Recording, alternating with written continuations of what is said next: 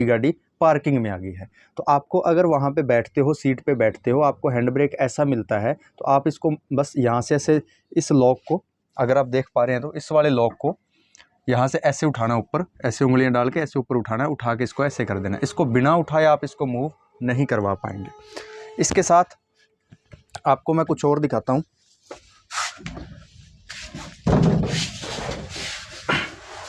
अगर आप यहाँ पे देखें दोस्तों, आपको डैशबोर्ड के अंदर कुछ मीटर मिलेंगे। आपको बाकी मीटरों के अलावा दो पे खास ध्यान रखना है। एक तो जिसमें एयर बार लिखा हुआ है और दूसरा भी एयर बार का।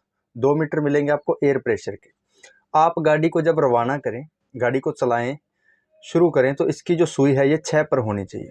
मतलब इसके अंदर 6 बार का दाब है, हवा का होना चाहिए। दोनों के अंदर 6 बार का दाब होना चाहिए, जिससे ये गाड़ी के ब्रेक है वो ओके काम करेंगे। इसके साथ आप में कन्फ्यूजन रहता है कि गाड़ी स्टार्ट कहाँ से होगी, क्योंकि एस मॉडल के अंदर 2 पैटर्न आते हैं।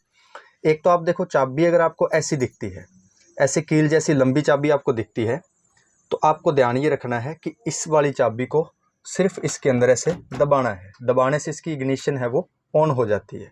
और स्टार्ट करने के लिए आपको यहाँ पे एक बटन मिलेगा जिसके ऊपर इंजन स्टार्ट लिखा रहेगा। एक ऐसा पुश बटन मिलेगा, ये जैसा है, इसको बस दबाना है। दबाते ही गाड़ी स्टार्ट हो जाएगी। स्टार्ट करने से पहले आप गाड़ी को न्यूट्रल करेंगे और क्लच पैडल को दबा के स्टार्ट करेंगे, जिससे आपको कोई भी परेशानी नहीं होगी। वाहन कोई भी हो, बिना क्लच दबाए स्टार्ट नहीं करना चाहिए। दूसरी बात, आपको अगर ऐसी वाली चाबी नहीं मिलती, जैसे नॉर्मल जो छोटी गाड़ियों की, बोलेरो की जैसे चाबी होती है जिसमें खांचे रहते हैं, कट रहते हैं, उस वाली चाबी के लिए आपको पुश बटन नहीं मिलेगा। वो वाली चाबी से ही गाड़ी स्टार्ट होगी, चाबी से ही बंद होगी।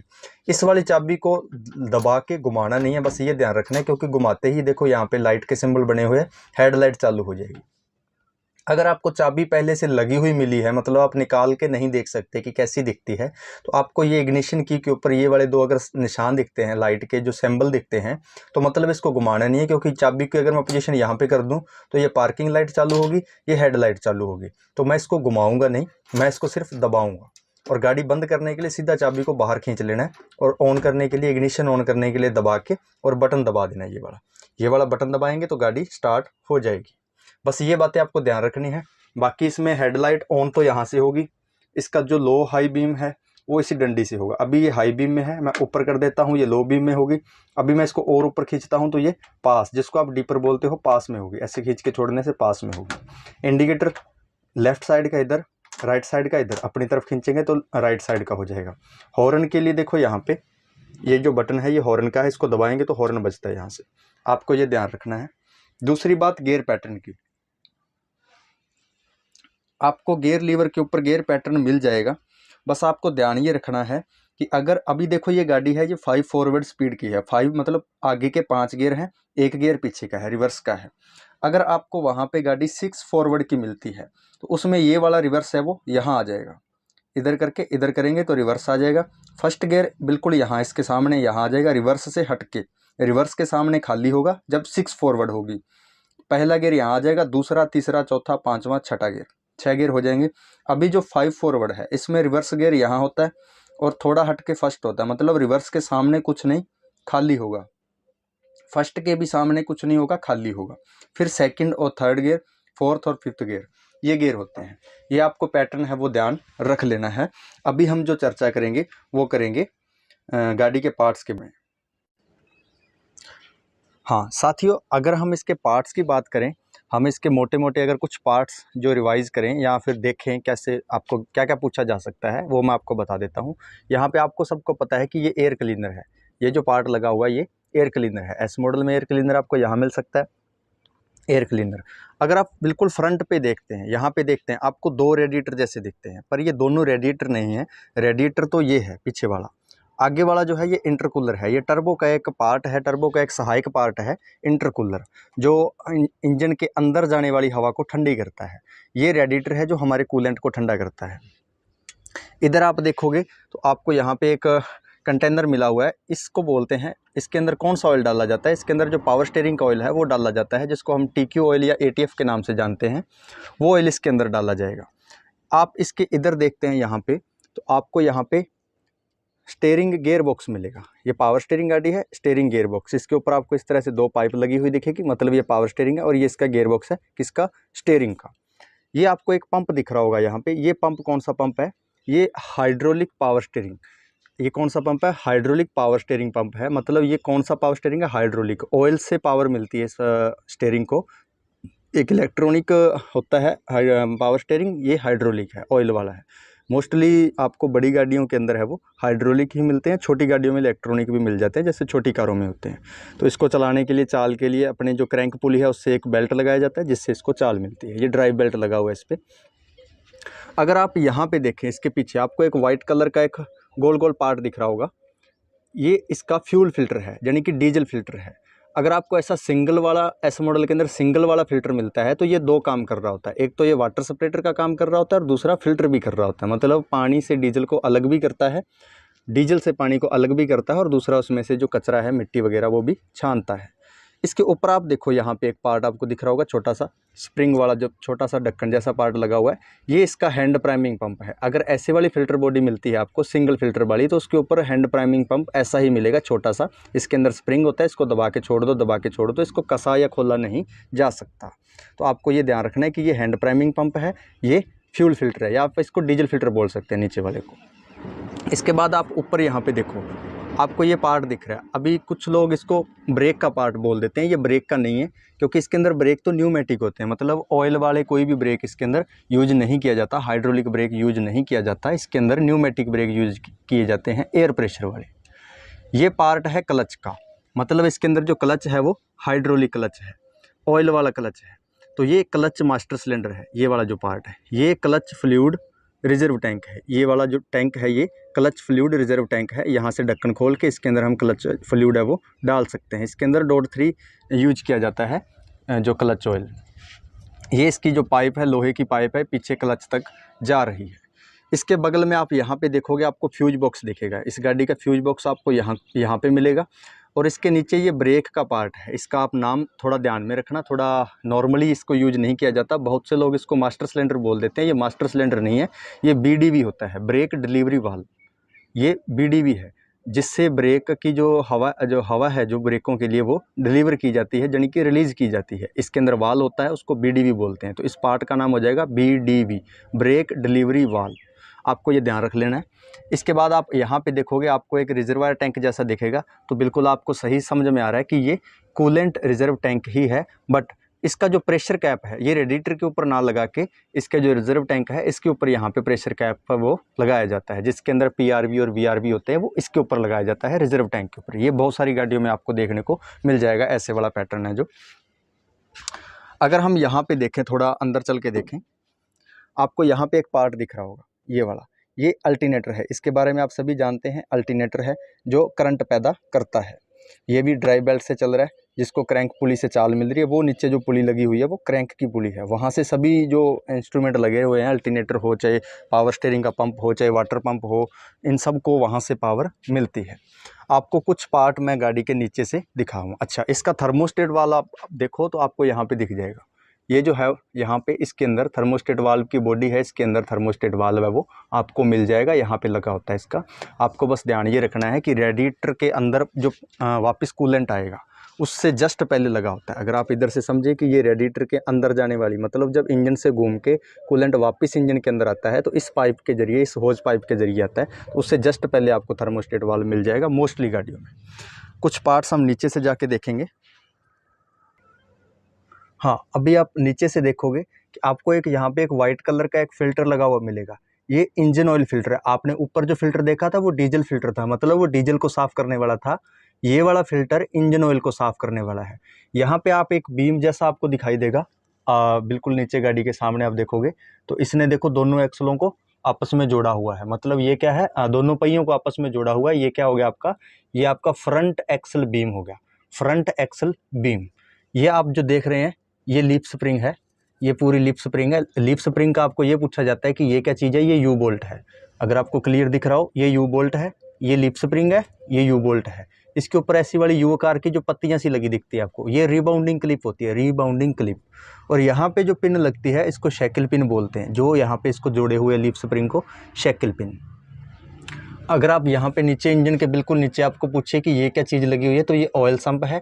यहाँ से ऑयल को निकाला जाता है, मतलब ये ऑयल का ड्रेन प्लग है, ड्रेनेज प्लग है, ड्रेन प्लग है। अगर आप इस साइड देखें इंजन के, तो आपको यहाँ पे देखो एक मोटर दिख रही है। ये वाली मोटर सेल्फ स्टार्टर मोटर है। ये इंजन को स्टार्ट करने के लिए सेल्फ स्टार्टर मोटर है। नीचे से आप देख पा रहे हैं ये फ्लाई व्हील लगा हुआ है, जिसके ऊपर आपको एक रिंग गियर दिख रहा है। इसको इस मोटर द्वारा घुमाया जाता है, जिसके ऊपर यहाँ पे इंजन टिका हुआ है। आप देख सकते हैं यहाँ पे इसके ऊपर इंजन आगे से टिका हुआ है। इसको इंजन माउंटिंग बोलते हैं, इंजन माउंटिंग।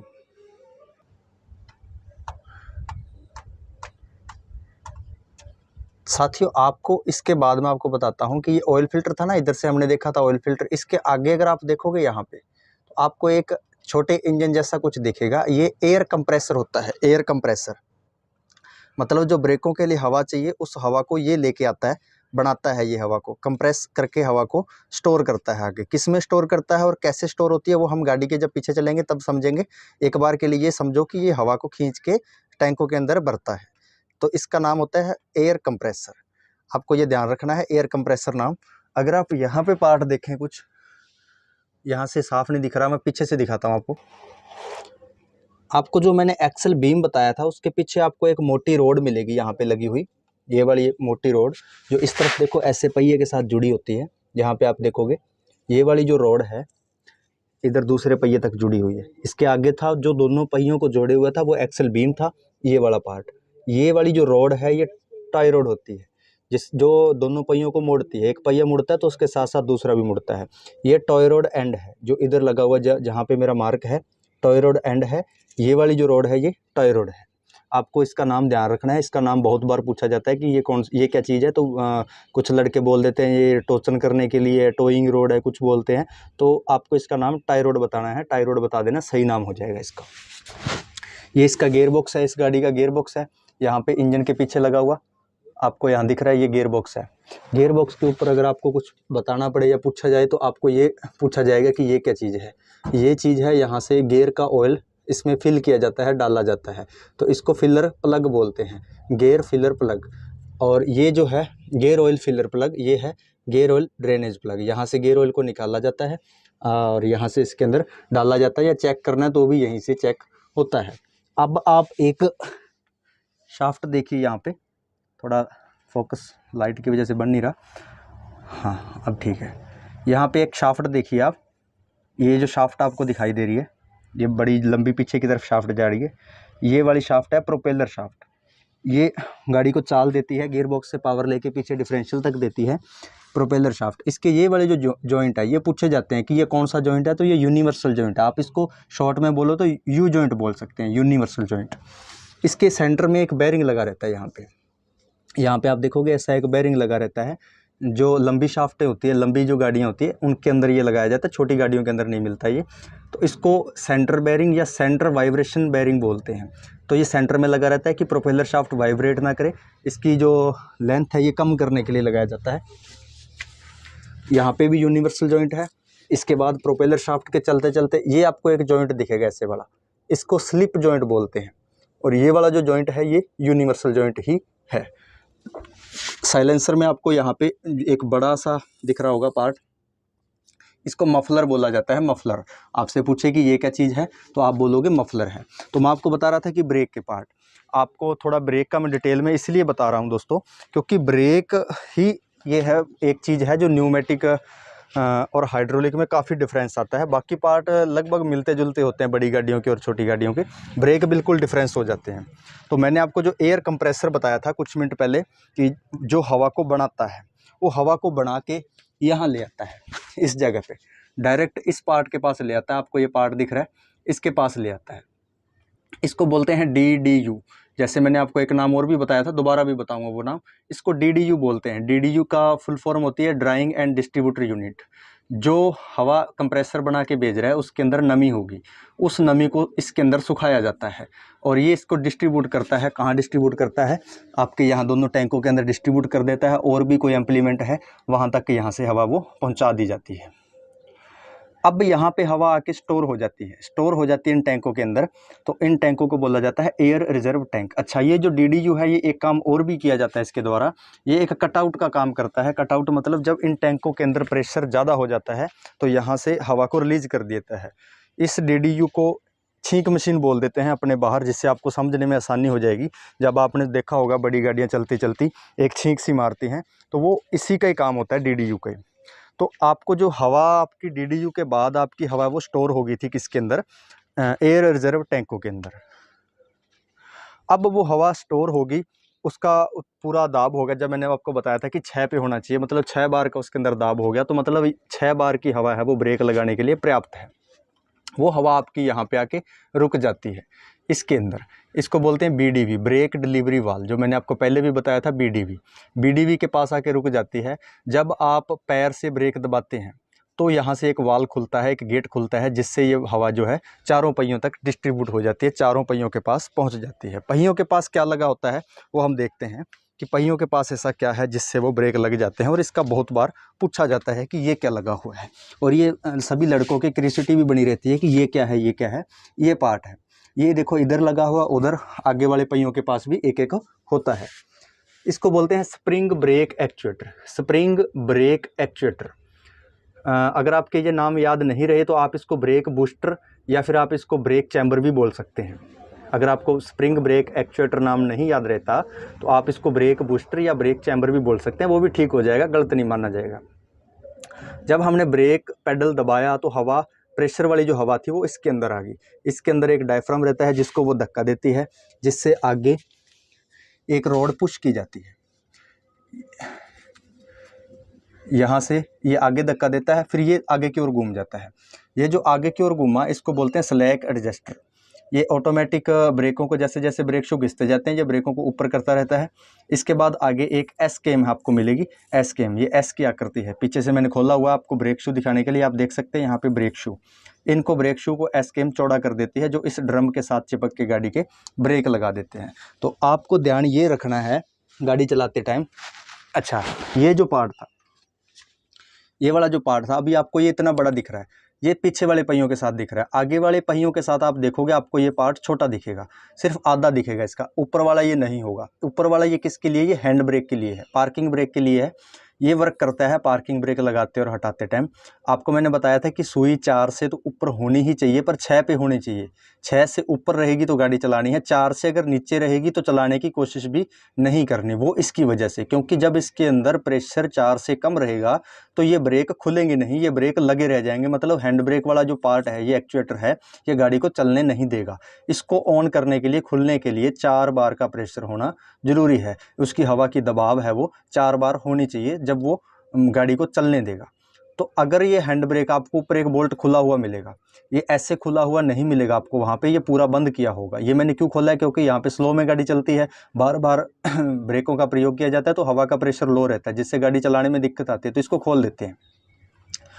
जब हवा का प्रेशर लो होता है और हमें गाड़ी चलानी है तो हम इसको खोल देते हैं, तो लो प्रेशर में गाड़ी है वो चलती रहती है। अगर मैं इसको वापस कस दूँ तो मेरे को कम से कम 4 बार की हवा चाहिए गाड़ी चलाने के लिए।